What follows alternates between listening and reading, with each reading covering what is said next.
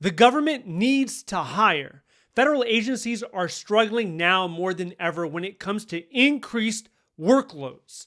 And you can tell if you call an agency, say you call the IRS or the Social Security Administration, you're on hold for a lot longer. So that's one way the public can tell.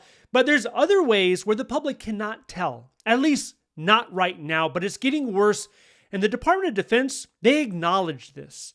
They say it's more difficult to hire in general, but specifically when it comes to the federal wage system, when it comes to the blue-collared workers. It's for a lot of reasons. First one, people don't want to wait around for 4 to 5 to 6 months to get hired. When someone needs a job, they typically need it now. They need it sooner rather than later. Why wait around when they can get hired 2 to 3 times faster in the private sector for a lot more money? A lot of the cases, a lot of the times. Then you have military bases out in the middle of nowhere. How are you going to hire for that? How are you going to attract and recruit for those positions? And I'm looking at you, Air Force Base Edwards. That one's in Southern California in the middle of a desert. The nearest town, decent-sized city, is about 45 minutes away driving if you're lucky. And who wants to deal with that extreme heat, with the dust storms? We're talking about triple-digit temperatures each and every summer. It's hard. And it's not just there, it's in a lot of places, but that's one of the undesirable locations.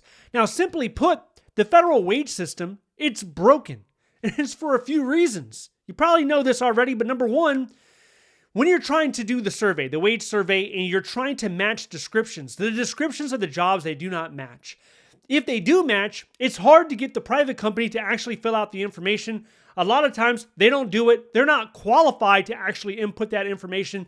And then you have the FWS. That pay system is somewhat tied to the GS pay system when it comes to the average annual raises. So you can't break away from that.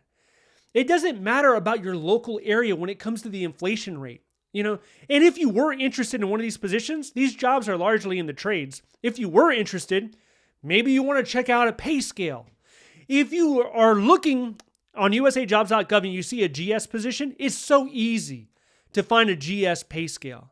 You go to OPM, you can run a Google search and you can find out what a GS11 makes in San Francisco. Anybody can do that.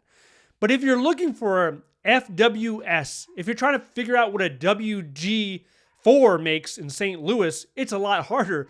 There are more clicks of the mouse. You have to go through there, navigate it. You might get lost. You have to ask somebody, how do I get to the pay scale? Can you get to the pay scale? Nobody can find the pay scale. I've been asked countless amount of times, can you show me a pay scale for a WS employee? So make it easier to find. And then you have to break away from the GS pay scale. It should be based on that local area. Each local area is different. What's happening in Boston isn't happening in St. Louis. And if you're in a more rural area, inflation is completely different. If you have, let's say, a pipe fitter in Norfolk, Virginia, that private company that's paying a pipe fitter $35 an hour, whatever it is, you should rest assured that if you're hiring someone for the Department of Navy as a pipe fitter, they're going to get paid similarly, or at least between 1% to 3%, up or down, somewhere around there. But it shouldn't be a drastic shift, and it is drastic. When you compare them, a lot of times it's drastic. And what happens is you don't have the recruitment. You don't have the retention. So what does that mean? That means the Department of Navy, they look around and they're like, well, we can't find anybody. We can't hire federal workers to be pipe fitters. So what are we going to do? You know what we're doing. We're going to make a case to hire some contractors.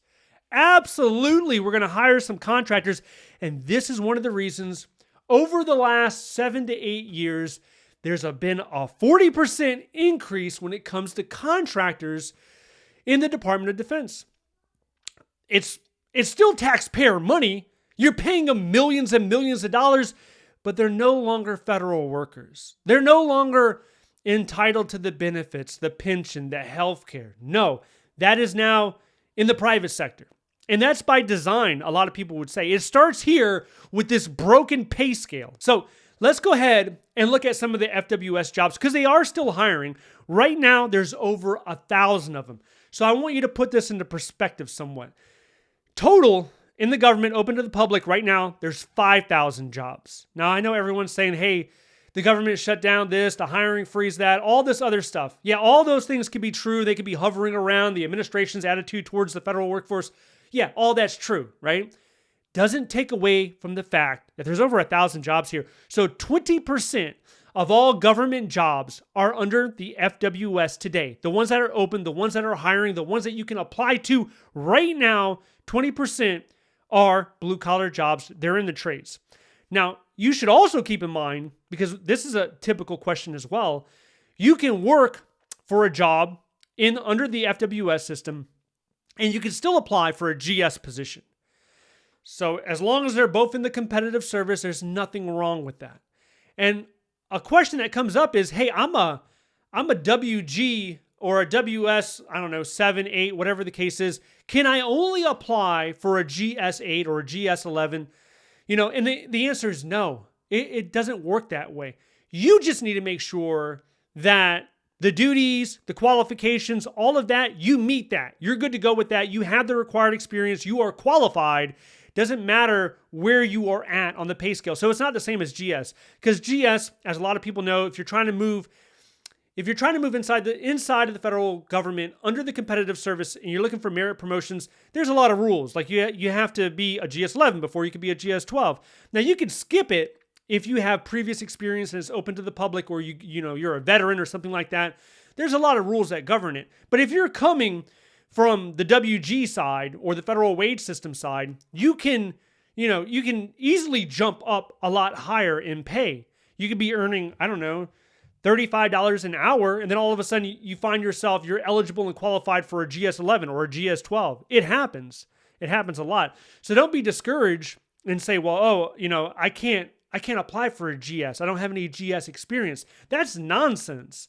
And that's the type of self-limiting belief that a lot of people have, and it keeps them stuck, earning next to nothing when it comes to wages. They don't earn any money because they just sit there for a decade plus, and they're unwilling to move and try to come over to the GS side, because in a lot of cases, perhaps the GS side could pay you more. In addition to that, you also have to have one eye on AI, artificial intelligence. It's coming. It's encroaching on a lot of jobs. It is partly responsible for 0% job growth. Recently, it's been announced. It's making headlines. So these jobs, the trade jobs, they're largely insulated from any type of AI takeover. But there's other jobs in the federal government that you can do that's safe from AI, at least for the next decade, I would say.